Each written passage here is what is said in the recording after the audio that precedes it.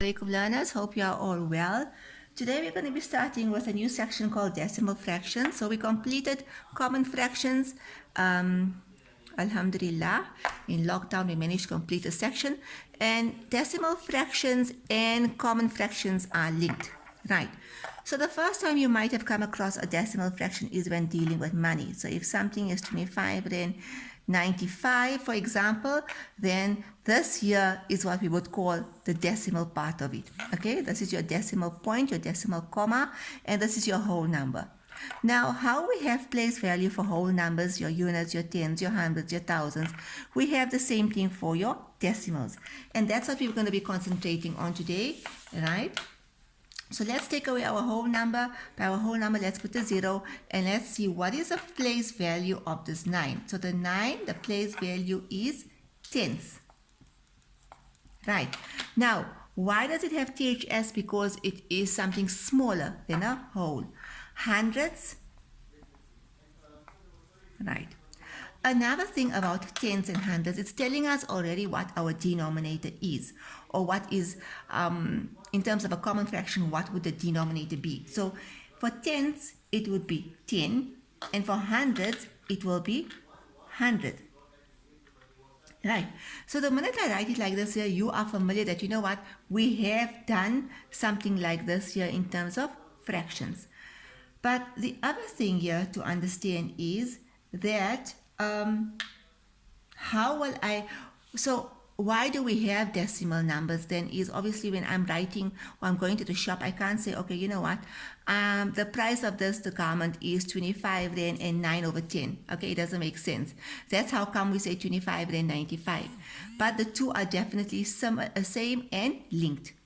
Right, so let's see if I have it 95 over 100, right? So now I've written it as a fraction. You are familiar with this fraction, right? It's a common fraction because the numerator is smaller. How will I write it as a decimal? Because it has two zeros, that means it's 0. There's no whole number here in the front. 0,95. That means it will take up two place values after the comma. Now let's look at another example. Say it was 9 over 100. Right? And they want me to convert it to a decimal. So there's no whole number, still 0, two place values after that, or two numbers after the comma, because there's two zeros in my denominator.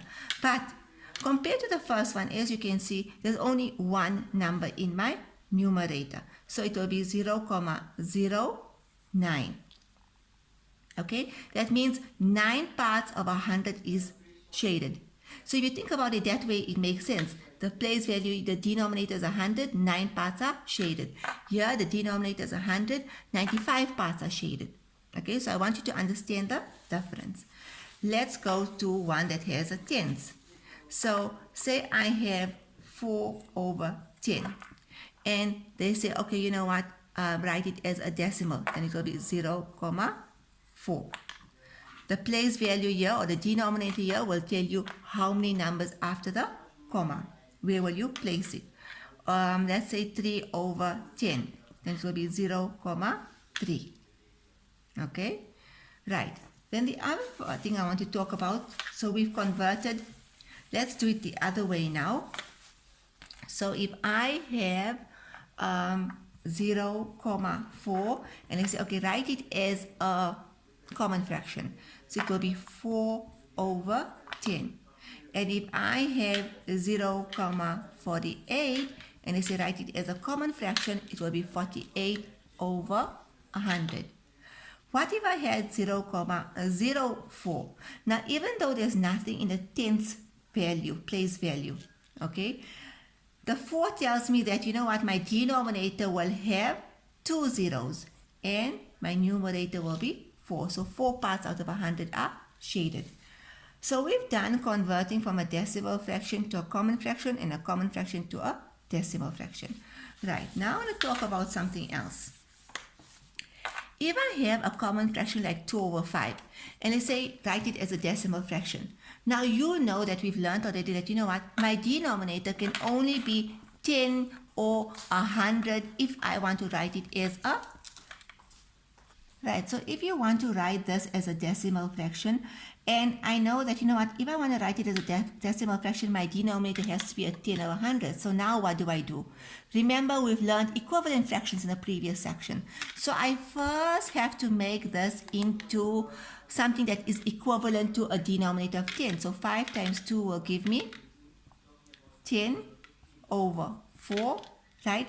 And now that it's 4 over 10, I can now write it as a decimal, which will be 0,4. Okay, let's do another example. Say I have 5 over 20, and they say write it as a decimal fraction, right? But we know that, you know what, I cannot write 20 as a decimal fraction. It has to be 10 or 100. So in this case here, I can say, okay, to make it 100, what must I multiply by? So I must multiply by 5. Whatever I do to the denominator, I do to the numerator. 25 over 100. Now that it's a common fraction over 100, I can now write it as a decimal fraction. Okay? So all we've done today, and the exercise I'm going to give you today, is about converting from a decimal fraction to a common fraction, and a common fraction to a decimal fraction. The important thing to remember is that my denominator must be 10 or 100. If it's not a 10 or 100, I must be able to make it equivalent. So I make it equivalent to 10 or 100, and then I convert it. Jazakallah, hope you understand. That's all for today.